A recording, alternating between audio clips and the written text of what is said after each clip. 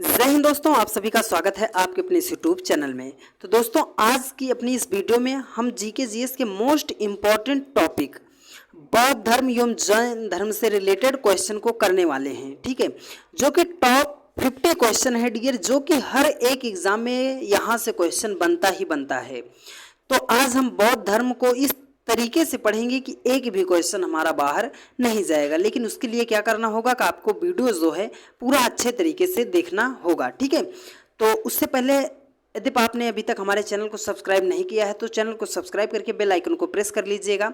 और जिस तरह से आप लोगों ने हमारी वीडियोस को, सभी वीडियोस को प्यार दिया है, उम्मीद है उसी तरह से आप इस वीडियो को भी प्यार देंगे। तो चलिए ज़्यादा देरी न करते हुए हम बहुत अच्छे तरीके से आज संपूर्ण बौद्ध धर्म का गहनता के साथ अध्ययन करने वाले हैं। यदि आप वीडियो को पूरा देख लेते हैं तो आज के बाद बौद्ध धर्म से एक भी क्वेश्चन आपका बाहर नहीं जाएगा डियर। ठीक है, चलिए हम ज़्यादा देरी न करते हुए वीडियो को शुरू करते हैं। ठीक है, देखिए पहला क्वेश्चन कह रहा है कि बौद्ध धर्म के संस्थापक कौन थे। तो बौद्ध धर्म के जो संस्थापक थे वो कौन थे? गौतम बुद्ध जी थे। ठीक है, अब बात कर रहा है कि दूसरा क्वेश्चन कह रहा है कि गौतम बुद्ध का जन्म कब हुआ था। तो गौतम बुद्ध का जन्म जब कब हुआ था? 563 ईसा पूर्व हुआ था। ठीक है, तो इसका करेक्ट आंसर हो जाएगा 563 ईसा पूर्व। ठीक है, अब देखिए गौतम बुद्ध का जन्म स्थान का नाम क्या है। तो गौतम बुद्ध का जन्म जो है कहाँ पर हुआ था? तो वो हुआ था कपिल वस्तु के लुम्बिनी नामक स्थान पर हुआ था। ठीक है, तो गौतम बुद्ध का जन्म जो है कपिल वस्तु के लुम्बिनी नामक स्थान पर हुआ था। देखिए ये इंपॉर्टेंट क्वेश्चन है, काफी बार एग्जाम में ये पूछा गया है कि किसे लाइट ऑफ एशिया के नाम से जाना जाता है या एशिया के प्रकाश के नाम से किसे जाना जाता है। तो वो जाना जाता है महात्मा बुद्ध जी को जाना जाता है। ठीक है, सारे इंपॉर्टेंट क्वेश्चन है डियर, हम आपको इसीलिए बता रहे हैं कि आप वीडियो को जरा सा भी स्किप मत कीजिएगा। आप लोगों ने बहुत लोगों की वीडियोस को देखा होगा, पर आप यहाँ की वीडियो देखिएगा, यही से सारे क्वेश्चन आपके एग्जाम में आएंगे। ठीक है, देखिए कह रहा है कि गौतम बुद्ध के बचपन का नाम क्या था। तो गौतम बुद्ध के बचपन का क्या नाम था? वो था सिद्धार्थ। तो गौतम बुद्ध के बचपन का नाम क्या था? सिद्धार्थ था। ठीक है, देखिए गौतम बुद्ध के पिता का क्या नाम था। तो गौतम बुद्ध के पिता का नाम था राजा शुद्धोधन। ठीक है, नाम क्या था? शुद्धोधन। अब गौतम बुद्ध की माता का नाम क्या था? तो गौतम बुद्ध की माता का नाम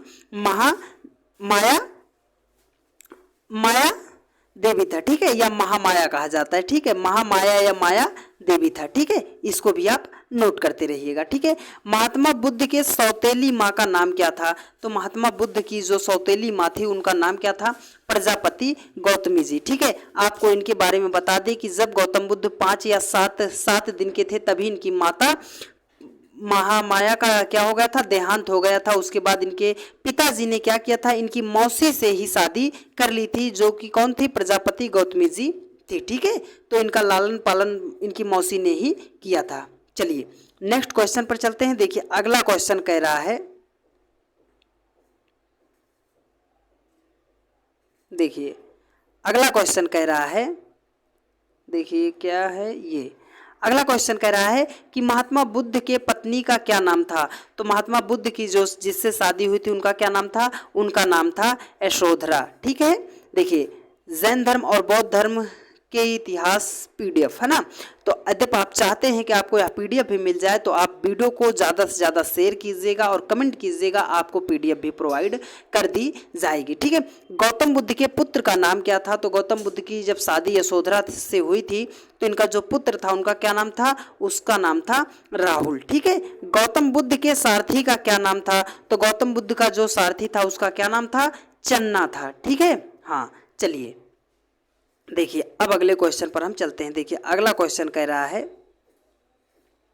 गौतम बुद्ध कितने वर्ष की अवस्था में गृह त्याग कर सत्य की खोज पर निकल पड़े। तो गौतम बुद्ध कितने वर्ष की आयु के थे जब उन्होंने क्या किया? घर बार को त्याग कर सत्य की खोज में निकले थे। कितने? 29 वर्ष की आयु में। ठीक है, देखिए सिद्धार्थ के गृह त्याग की घटना को बौद्ध धर्म में क्या कहा गया है। तो जब सिद्धार्थ गौतम ने अपने घर को त्याग दिया तो उसे बौद्ध धर्म में क्या कहा गया है? महाविनिष्क्रमण कहा गया है। ठीक है, चलिए बुद्ध ने अपना प्रथम गुरु किसे बनाया था। तो बुद्ध ने अपना प्रथम गुरु किसे बनाया था? वो बनाया था आलार कलाम जी को। ठीक है, तो बुद्ध के प्रथम गुरु का क्या नाम था? आर कलाम थे। ठीक है, बुद्ध ने अपने प्रथम गुरु से कौन सी शिक्षा प्राप्त की थी?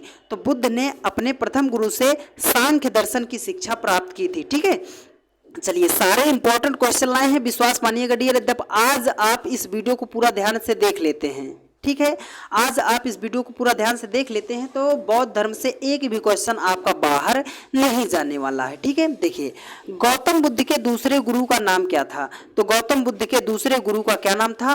वो था रुद्रक। ठीक है, उरुवेला में कितने ब्राह्मण बुद्ध के शिष्य बने? तो उरुवेला में 5 ब्राह्मण जो थे वो क्या हुए थे? 5 ब्राह्मण गौतम बुद्ध के पहली बार शिष्य बने थे। ठीक है, बुद्ध के 5 शिष्य के नाम क्या थे? तो जो 5 ब्राह्मण इनके पहली बार शिष्य बने थे उनका क्या नाम था? कौंडिन्य था, वप्पा था, भादिया था, अस्सागी था और महानामा था। इनको भी आप नोट करके लिखिएगा। ठीक है, चलिए पीडीएफ को हम क्या करें, जरा सा छोटा कर लें। चलो नहीं, छोटा नहीं चलेगा। ठीक है, देखिए कह रहा है कि 35 वर्ष की आयु में बिना अन्न जल ग्रहण किए आधुनिक बोध गया में निरंजना फल्गु नदी के तट पर पीपल वृक्ष के नीचे कितने वर्ष की कठिन तपस्या के बाद बुद्ध को ज्ञान की प्राप्ति हुई थी? तो बुद्ध कब घर बार छोड़े थे? 29 वर्ष की आयु अवस्था में, और उनको ज्ञान कब प्राप्त हुआ था? 35 वर्ष की अवस्था में। तो कितने वर्ष के बाद उन्हें ज्ञान प्राप्त हुआ? 6 वर्ष के बाद उनको ज्ञान प्राप्त हुआ था।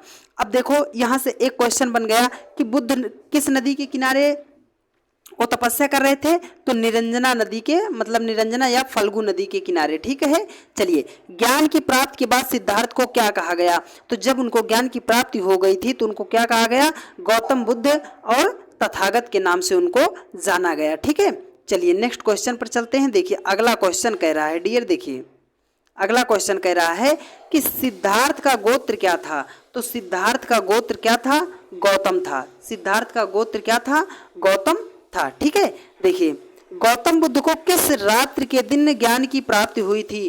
तो गौतम बुद्ध को जो है बैसाखी पूर्णिमा के दिन क्या हुई थी? ज्ञान की प्राप्ति हुई थी। ठीक है, गौतम बुद्ध को बैसाखी पूर्णिमा के दिन क्या हुई थी? ज्ञान की प्राप्ति हुई थी। अगला क्वेश्चन कह रहा है कि गौतम बुद्ध ने अपना पहला उपदेश कहाँ दिया था? तो गौतम बुद्ध ने अपना पहला उपदेश कहाँ दिया था?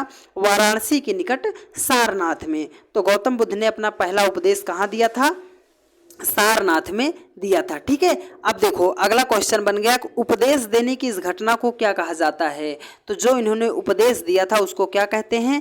धर्म चक्र प्रवर्तन के नाम से जाना जाता है। ठीक है, चलिए अगले क्वेश्चन पर हम चलते हैं। देखिए डियर, और आप लोग कमेंट करके बताइएगा कि क्या आप लोगों ने 50 क्वेश्चन में से कितने क्वेश्चन का करेक्ट आंसर दिया है। ठीक है, देखिए महात्मा बुद्ध ने अपने उपदेश को किस भाषा में दिया था?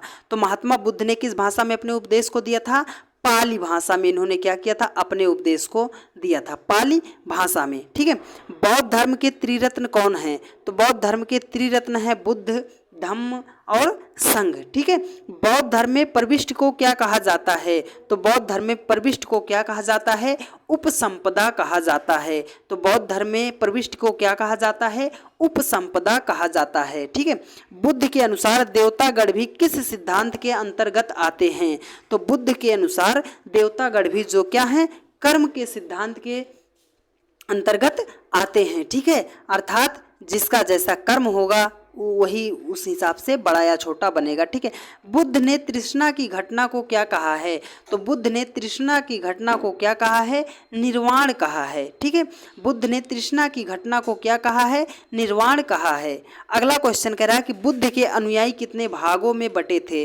तो बुद्ध के जो अनुयायी थे वो 2 भागों में बटे थे। एक को भिक्षुक कहा जाता था और दूसरे को क्या कहा जाता था? उपासक कहा जाता था। ठीक है, एक को भिक्षु कहा जाता था, दूसरे को उपासक कहा जाता था। ठीक है, चलिए नेक्स्ट क्वेश्चन पर चलते हैं डियर। देखिए अगला क्वेश्चन कह रहा है कि जिस स्थान पर बुद्ध ने ज्ञान की प्राप्ति की थी वह स्थान क्या कहलाया? तो जहाँ पर गौतम बुद्ध जी को क्या हुआ था? ज्ञान की प्राप्ति हुई थी, उस स्थान को क्या कहा जाता है? उसे कहा जाता है बोध गया। ठीक है, अब देखो महात्मा बुद्ध की मृत्यु कब और कहाँ हुई थी? तो गौतम बुद्ध की जो मृत्यु हुई थी वो 483 ईसा पूर्व कुशीनगर, जो कि उत्तर प्रदेश में पड़ता है, यहीं पर इनकी क्या हुई थी? मृत्यु हुई थी। ठीक है, चलिए देखिए महात्मा बुद्ध की मृत्यु की घटना को बौद्ध धर्म में क्या कहा गया है? तो जो महात्मा बुद्ध की मृत्यु हुई थी उसको बौद्ध धर्म में क्या कहा जाता है? उसे कहा जाता है महापरिनिर्वाण। ठीक है, चलिए अगला क्वेश्चन कह रहा है कि महात्मा बुद्ध द्वारा दिया गया अंतिम उपदेश क्या था? तो महात्मा बुद्ध द्वारा दिया गया अंतिम उपदेश क्या था? सभी वस्तुएं क्षरणशील होती हैं, अतः मनुष्य को अपना पथ प्रदर्शक स्वयं होना चाहिए। ये अंतिम उपदेश था महात्मा बुद्ध जी का। ठीक है, चलिए देखिए अगले क्वेश्चन पर चलते हैं। देखिए अगला क्वेश्चन कह रहा है, देखिए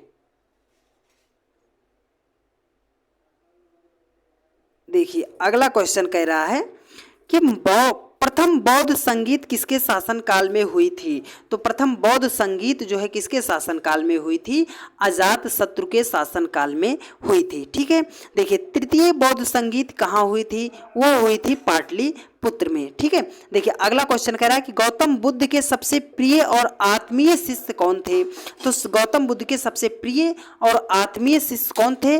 आनंद थे। ठीक है, कौन थे? आनंद थे। बौद्ध धर्म को अपनाने वाली प्रथम महिला कौन थी?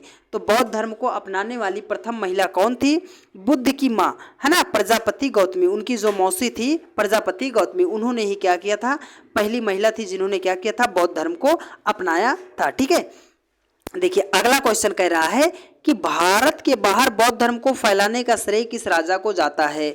तो वो किस राजा को जाता है? जाता है सम्राट अशोक को। ठीक है, बुद्ध के प्रथम दो अनुयायी कौन थे? तो बुद्ध के प्रथम दो अनुयायी कौन थे? कालिक और तपासु थे। तो बुद्ध के प्रथम दो अनुयायी कौन थे? कालिक और तपासु थे। ठीक है, चलिए नेक्स्ट क्वेश्चन पर चलते हैं डियर। देखिए अगला क्वेश्चन कह रहा है कि बुद्ध की प्रथम मूर्ति कहाँ बना था? तो बुद्ध की जो है प्रथम मूर्ति कहाँ बना था? वो बना था मथुरा में बना था। और आपको एक क्वेश्चन यहीं पर याद दिला दें डियर कि सबसे पहले किसी मानव की प्रतिमा की पूजा की गई थी, तो वो भी की गई थी गौतम बुद्ध जी की। ठीक है, सबसे अधिक संख्या में बुद्ध की मूर्तियों का निर्माण किस शैली में किया गया था? तो सबसे अधिक बुद्ध की मूर्तियों का निर्माण किस शैली में किया गया था? वो किया गया था गांधार शैली में। ठीक है, बौद्ध धर्म का परम धर्म लक्ष्य क्या है?